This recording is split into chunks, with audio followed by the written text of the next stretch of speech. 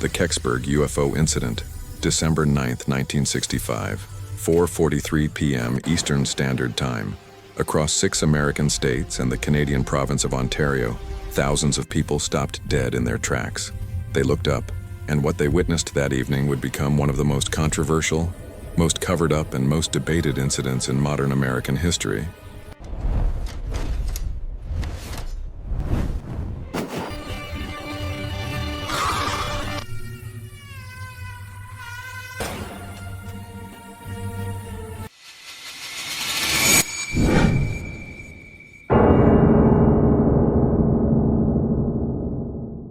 A massive fireball, brilliant, blinding, impossibly bright, streaked across the darkening sky like a burning sword cutting through the heavens. But this was no ordinary meteor. This object moved differently. It behaved differently. Witnesses from Detroit to Pittsburgh reported the same terrifying sight. A glowing object trailing blue-green smoke, descending at an angle that defied the laws of celestial physics. Sonic booms rattled windows in homes across 3 states. Grass fires erupted in Michigan and northern Ohio. Hot metal debris rained down across the landscape. And then, at approximately 4:46 p.m., something fell from the sky and crashed into the dense woods outside a tiny Pennsylvania town that most Americans had never heard of. Kecksburg. Population, barely 200 souls. What happened next would be buried under layers of military secrecy, government denial, and decades of stonewalling that continues to this very day. But the question remains, burning like that fireball across the winter sky, what really crashed in Kecksburg? And why did the United States government go to such extraordinary lengths to keep it hidden? Chapter 1. The Fireball. The night of December 9th began like any other winter evening in southwestern Pennsylvania. Families were preparing dinner. Children were doing homework. Workers were heading home from the mills and factories that dotted the region. It was unremarkable, ordinary, quiet. And then the sky erupted. At 4:43 p.m., witnesses across a massive geographic area, spanning from Michigan all the way to the Atlantic coast, reported seeing a brilliant object descending through the atmosphere. The object was so bright, so impossibly brilliant, that some witnesses reported being able to see it in broad daylight despite the late hour. What made this event unique, what made it different from any ordinary meteor, was the trajectory. Meteors typically fall at steep angles, burning up in the upper atmosphere and fragmenting as they descend. But eyewitnesses described something else entirely. They described an object that appeared to slow down, an object that seemed to make deliberate course corrections, an object that descended at a controlled angle, as if someone or something was guiding it downward. In Detroit, Michigan, witnesses reported seeing the object move across the sky in a way that suggested intelligent control. In Pittsburgh, Pennsylvania, residents described watching it bank and adjust course, almost as if it was searching for a landing spot. This was no uncontrolled meteor fall. This was something else. The object left a trail of blue-green smoke in its wake, a color not typically associated with natural meteorite entry. Some witnesses described the smoke as artificial, almost deliberate, as if it were being produced by some kind of propulsion system. As the object descended toward the ground, sonic booms echoed across the landscape. These weren't gentle sounds. These were explosions that shook the earth, that rattled windows in houses miles away, that sent dogs howling and frightened families running outside to discover what had happened. In northern Ohio and Michigan, grass fires spontaneously ignited. Hot debris fell from the sky. Some witnesses reported finding warm metal fragments embedded in the ground, still radiating heat hours after the impact. By 4:46 p.m., the object had struck the earth. It came down in the woods outside Kecksburg, Pennsylvania, a rural area covered in dense forest, far from major cities or military installations. For the residents of Kecksburg, the impact was unmistakable. They felt the ground shake beneath their feet. They heard a thunderous thump that rattled dishes in cupboards and sent livestock into panic. Some reported wisps of strange blue smoke rising from the forest just beyond the town's edge. Others described vibrations that seemed to pulse through the earth itself, as if something massive had impacted the frozen ground with tremendous force. Within minutes, phone lines across southwestern Pennsylvania lit up like a switchboard on fire. People called their friends, their families, the local police. They called the fire department. They called radio stations. Everyone wanted to know the same thing. What had fallen from the sky? Chapter 2. The Discovery. Those brave enough to venture into the darkening woods that evening, brave enough to ignore the dropping temperature and the gathering darkness, made a discovery that would change their lives forever. Half buried in the frozen earth, surrounded by splintered trees and scorched vegetation, sat an object unlike anything they had ever seen before. It was metallic, smooth, bronze-colored. The shape was unlike any aircraft or satellite anyone had ever encountered. It resembled an acorn or perhaps a bell, approximately 15 feet in length, about the size of a Volkswagen Beetle. The object had no wings, no visible landing gear, no recognizable propulsion system, no engines, no exhaust ports, no familiar terrestrial technology. Just smooth, seamless metal forming an acorn or bell-shaped hull. But what truly defied explanation, what left the witnesses stunned and bewildered, were the markings. Etched around the base of the object, running in a band like some ancient inscription, were symbols. Strange, geometric patterns that resembled Egyptian hieroglyphics. Not modern symbols, not mechanical notation, not anything recognizable from any known language or technical manual. One witness would later describe the craft as appearing extraterrestrial in origin. Others simply stood in silent awe, unable to process what their eyes were telling them. Here, in the Pennsylvania woods, they had discovered something that defied rational explanation. Word spread fast through Kecksburg. More people arrived. Dozens of independent witnesses, firefighters, police officers, ordinary citizens, converged on the crash site. Families ventured into the woods despite the cold and darkness. Some brought flashlights, others brought cameras, and they all saw the same impossible thing. For the first time in their lives, many of these people felt as if they were witnessing something cosmic, something that transcended their everyday experience, something that suggested the existence of intelligence beyond Earth. The acorn-shaped object sat there in the moonlight, silent and mysterious, its strange symbols catching the beam of flashlights, its metallic surface reflecting the winter stars above. But their window of observation was about to slam shut. Within hours, the machinery of government secrecy would descend upon Kecksburg like a precision strike force, and the truth would be buried under layers of denial and classified documents. The object that fell from the sky would disappear. The witnesses would be questioned, warned, and told to remain silent. And one of the greatest mysteries of the 20th century would begin. Chapter 3.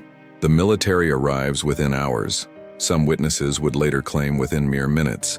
Military personnel descended on Kecksburg like a choreographed military operation. U.S. Army personnel arrived in convoy. Air Force officials followed. Pennsylvania State Police established perimeters. Military engineers began setting up equipment. It was as if they had been expecting this, as if they already knew what had fallen from the sky. The area was immediately sealed off. Official orders were issued. The woods were declared off-limits to civilians. Armed guards were posted at every access point. Residents who had been exploring the crash site were pushed back, sometimes forcefully. Some were questioned. Others were warned never to speak about what they had witnessed. The message was crystal clear. This was now a military matter. Classified. Secret. None of your business. According to an early report published in the Greensburg Tribune-Review on the morning after the incident, the area where the object landed was immediately sealed off on the order of U.S. Army and state police officials, in anticipation of a close inspection of whatever may have fallen. Police officials had ordered the area roped off to await the expected arrival of both U.S. Army engineers and possibly civilian scientists. But no civilian scientists ever arrived. Those who had already seen the object, the firefighters, the residents, the early witnesses, were quietly but firmly pushed back. The perimeter expanded. Armed soldiers took positions around the crash site. Searchlights were set up, transforming the Pennsylvania woods into a surreal stage of shadows and blinding light. Witnesses who lived near the forest reported seeing large flatbed military trucks moving slowly along the rural roads. Heavy equipment, cranes, tarps, the infrastructure of a major extraction operation. And then, in the dead of night, they saw it. A large, bell-shaped object being loaded onto a flatbed truck, covered entirely with military tarps that concealed its form, but could not hide its distinctive acorn-like outline. The object with the hieroglyphics, the mysterious craft that had fallen from the sky. It was being taken away. Multiple independent witnesses confirmed seeing the covered object transported out of Kecksburg under heavy military escort. Some claimed the convoy headed toward Wright-Patterson Air Force Base in Ohio, the same location long rumored to house debris from the Roswell incident nearly 2 decades earlier. Others believed it was taken to a classified military installation whose name was never disclosed. By morning, the crash site was empty, clean, sanitized. It was as if nothing had ever happened. The broken trees were still there. The scorched vegetation remained. But the object, the mysterious acorn, the craft with the strange symbols, was gone, vanished into the night, transported by military convoy to some unknown destination. Kecksburg residents woke up that morning wondering if they had dreamed the entire thing. But they knew the truth. They had seen something extraordinary, something that the government was desperate to hide. Chapter 4. The Official Story. On December 10, 1965, less than 24 hours after the incident, the official narrative began to take shape. When state troopers and Air Force personnel conducted their official search of the woods, they announced to the press that they had found absolutely nothing. No debris, no traces, no evidence of anything unusual. The Greensburg Tribune-Review ran a follow-up headline: "Searchers fail to find object." Authorities quickly dismissed the incident as a meteor, a natural phenomenon, nothing more. A simple space rock entering Earth's atmosphere and burning up on impact. Astronomer Paul Enier stated that the fireball was likely to have been a meteor entering Earth's atmosphere. Geophysicist George Weatherilo agreed, discounting speculation about satellite debris. "It's almost certainly a meteorite," he declared. A spokesman for the Department of Defense in Washington declared that first reports indicated the reported fireball was a natural phenomenon. Case closed, move along. Nothing to see here. But there was a problem with the official story. A big problem. Meteors don't make controlled descents. Meteors don't have hieroglyphic symbols etched on their surfaces. Meteors don't require immediate military lockdowns and nighttime extractions under armed guard. Meteors don't result in the sealing off of crash sites and the intimidation of civilian witnesses. And meteors certainly don't leave behind dozens of credible witnesses, firefighters, police officers, ordinary citizens, all describing the same impossible object with remarkable consistency. The people of Kecksburg knew what they had seen, and they knew they were being lied to. The official explanation didn't make sense. It didn't account for the controlled descent witnesses had observed. It didn't explain the military's rapid response. It didn't justify the armed guards, the tarped object being loaded onto flatbed trucks, or the absolute refusal to allow civilian scientists to examine the site. Something was wrong. Something was being hidden. Chapter 5. The Witnesses Speak. 12 minutes. In the weeks and months that followed the incident, witnesses began to speak out, despite the pressure to remain silent. Bill Bullbush, a local Kecksburg resident, was among the first civilians to arrive at the crash site. What he saw in those woods would haunt him for the rest of his life. Trees were bent and broken, their tops sheared off as if something had descended at a controlled angle, carving a path of destruction through the canopy. You could see where it laid the trees over, Bullbush would later testify. On the tops, knocked the top right out. They were all bent the way it came in. This wasn't the random scatter pattern of a meteor strike. This was something else entirely. This was the pattern of a controlled landing. Robert Blystone, another eyewitness, described watching the object make what appeared to be a controlled landing into the Kecksburg woods. Not a crash, not a meteor burning up and fragmenting on impact. A controlled descent, as if whoever, or whatever, was piloting this craft had intention, purpose, a specific destination. Firefighters who had been among the first responders to the scene provided consistent descriptions of the object. Acorn-shaped, metallic, covered in strange symbols that resembled ancient Egyptian hieroglyphics. They insisted, unanimously, that it was not a meteor, not a plane crash, not any conventional explanation being offered by authorities. "I know what a meteor looks like," one firefighter declared. "I know what falling debris looks like. This was none of those things. This was something else, something different." Local journalists began digging deeper, uncovering inconsistencies in the official timeline. Why had the military arrived so quickly?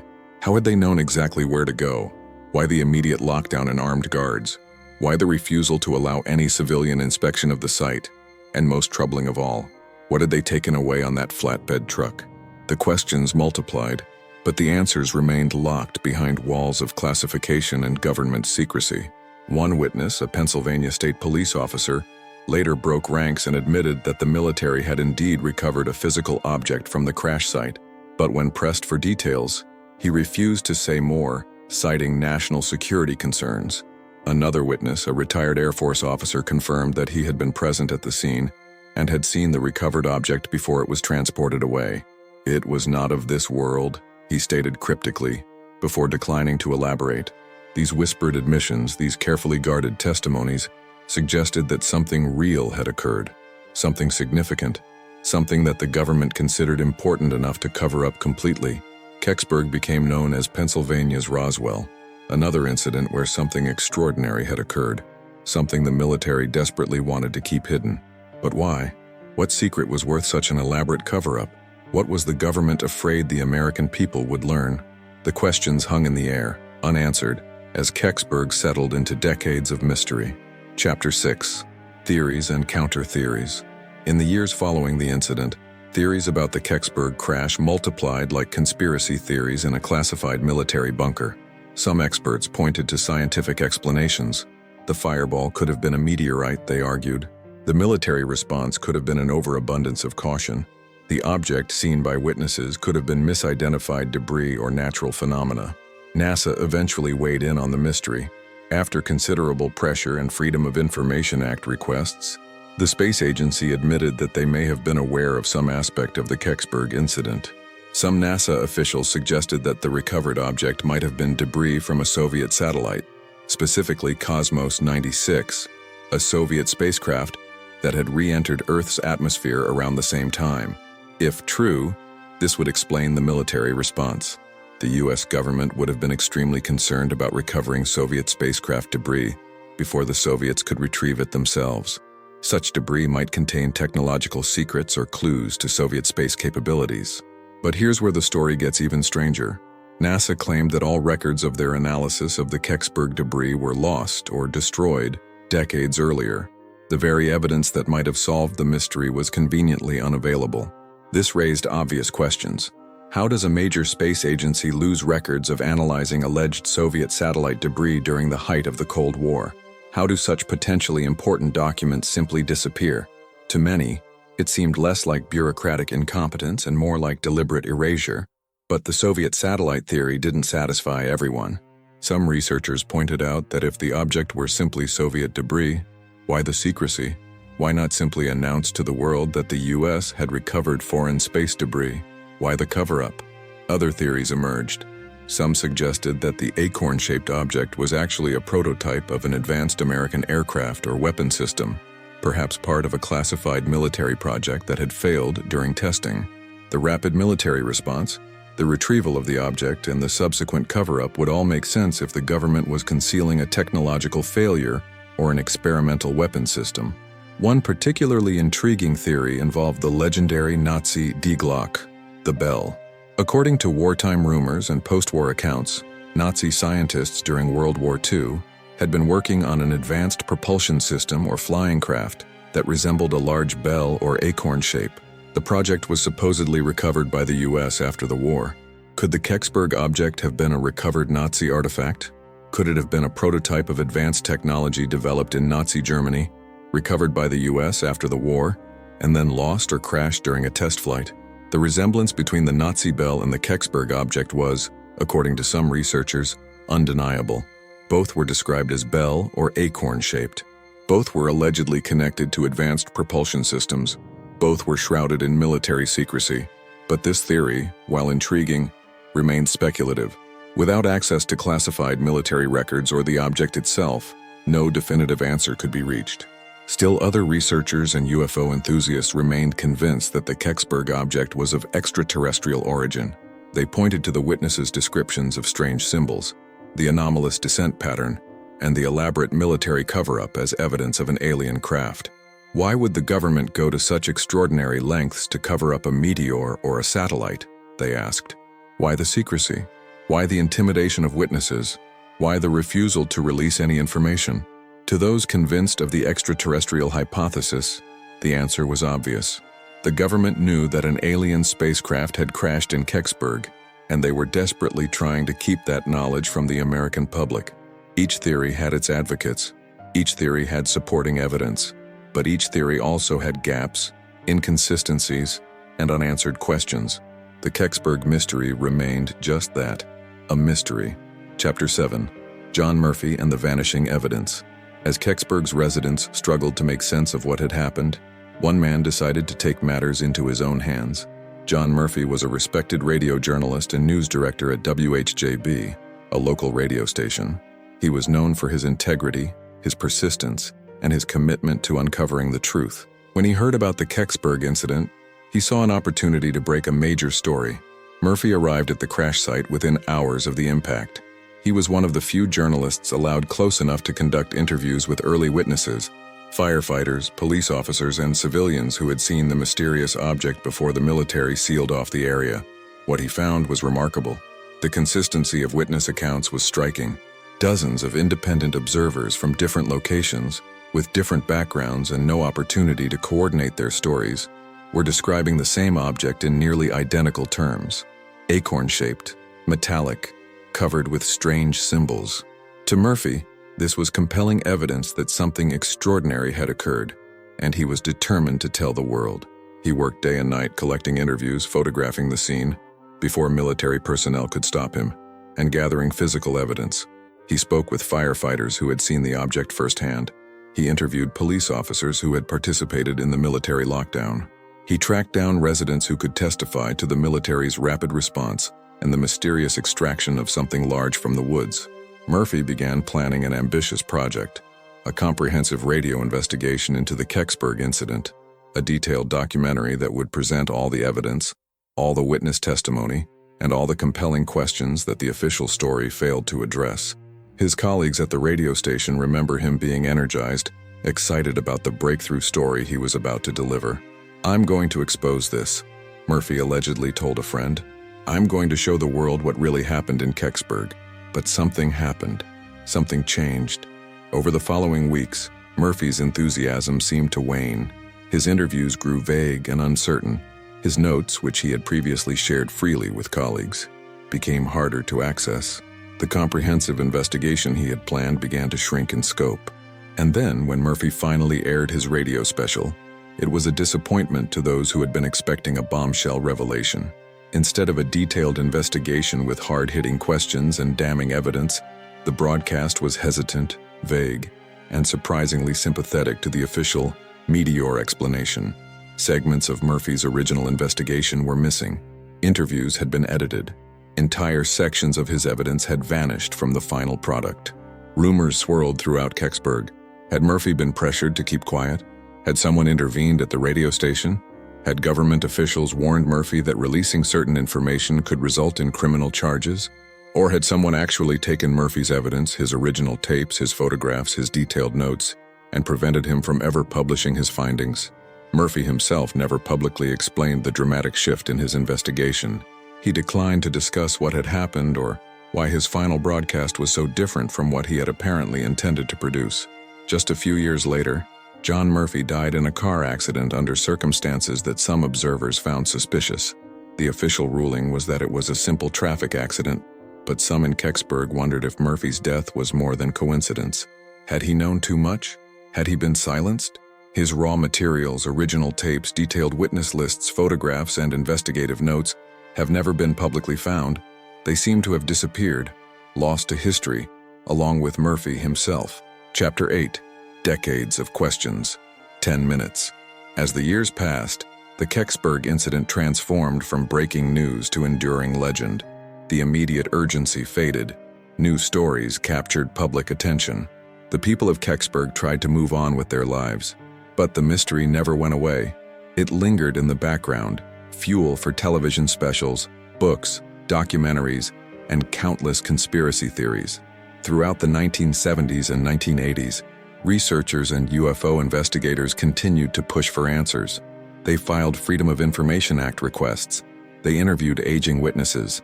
They demanded that the government release any classified documents related to the incident. The government, for the most part, responded with silence or continued denials. Project Blue Book, the U.S. Air Force's official investigation project into UFO sightings, eventually weighed in. But their conclusion was unsatisfying to those seeking the truth. They recommended that the incident be classified as a meteor, and their files admitted no radar confirmation of falling space debris that day, a strange conclusion for an object they claimed was a natural meteorite. In 1989, nearly 25 years after the incident, a former U.S. military officer came forward with startling claims. He alleged that he had been present at the Kecksburg crash site and had witnessed the recovery of a physical object. According to his account, the object was roughly acorn-shaped, metallic, and covered with strange markings. This officer's testimony, coming so long after the incident, lent credibility to the claims of the original Kecksburg witnesses. Here was someone with military credentials, someone with first-hand knowledge confirming that something real had indeed been recovered from the Pennsylvania woods that night. But when pressed for additional details or documentation, the officer declined to say more, citing ongoing national security concerns. As the decades passed, witnesses began to age and die. The Kecksburg incident, which had captivated national attention for a brief moment in 1965, receded further into history. New generations grew up knowing about Kecksburg only through folklore and conspiracy theories, not through direct experience. In 2002, a detailed investigation by a leading UFO researcher and author named Frank Spignesi attempted to piece together the full story of Kecksburg, drawing on dozens of interviews with aging witnesses and newly released government documents. Spignesi painted a compelling picture of a military cover-up and a hidden truth. His book became a definitive account of the incident, but it still couldn't answer the central question. What was the object that fell from the sky? Was it an alien spacecraft? A Soviet satellite? A Nazi artifact? A classified military prototype? The answer remained locked away, hidden behind walls of government secrecy. Chapter 9. The Legacy of Kecksburg. While official channels remained silent or evasive, the people of Kecksburg refused to let their story die. They kept the mystery alive through oral tradition, through community gatherings, through an annual celebration that transformed their small town into ground zero for UFO researchers and curious tourists. In the decades following the incident, Kecksburg became famous or infamous as Pennsylvania's Roswell. The comparison was apt. Like the Roswell incident in New Mexico in 1947, Kecksburg involved reports of a crashed unidentified object, an immediate military response, and decades of government denials and cover-ups. But unlike Roswell, which occurred in a rural area and was quickly forgotten for many years before being revived as a conspiracy theory, Kecksburg had the advantage of living witnesses, people who had been there, who had seen the object with their own eyes, who were determined to keep the story alive. By the 1980s and 1990s, Kecksburg had become a pilgrimage site for UFO enthusiasts. The Kecksburg VFD, Volunteer Fire Department, began hosting an annual UFO festival, a community celebration that combined carnival attractions with serious investigation and debate about the incident. The festival grew year after year. By the 2000s, thousands of people were converging on Kecksburg every summer to celebrate the mystery, to hear lectures about UFOs and government cover-ups, and to stand where something extraordinary had occurred. The acorn-shaped replica of the object, originally created as a monument to the incident, became an iconic symbol. The prop stood guard near the Kecksburg fire station, a silent tribute to the night the sky opened up and delivered a mystery that the government seemed desperate to keep hidden. Tourists and researchers arrived from across the United States and beyond, drawn by the legend of the Kecksburg UFO. Books were written, documentaries were filmed. The incident became part of American popular culture. Television shows like The X-Files and Unsolved Mysteries featured episodes about Kecksburg. UFO researchers and conspiracy theorists pointed to Kecksburg as compelling evidence of either extraterrestrial visitation or massive government secrecy, or both. For Kecksburg, the incident had transformed from a traumatic midnight event into a defining characteristic of their small community. It was their story, their mystery, their connection to something larger than themselves. Chapter 10. Modern Perspectives and the Ongoing Mystery. 10 minutes. As the 21st century progressed, new perspectives emerged on the Kecksburg incident. Government transparency efforts, though limited, began releasing some previously classified documents related to UFO sightings and incidents. In 2005, NASA was compelled through legal action to revisit the Kecksburg case and provide new statements about their involvement.